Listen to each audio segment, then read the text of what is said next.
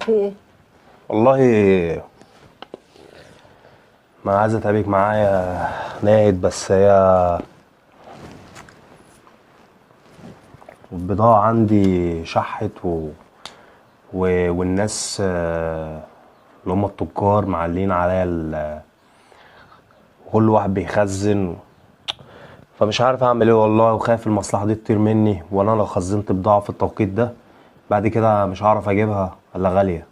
وانا لو جبتها رخيصة دلوقتي هنعرف نبيع، وانت عارفة شغلتي ديت القماش عايزة تشتغل الزبون عشان ما يخلعش مني.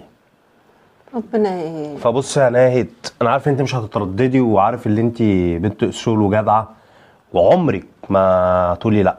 انا كنت هاخد الذهب بتاعي. وماله؟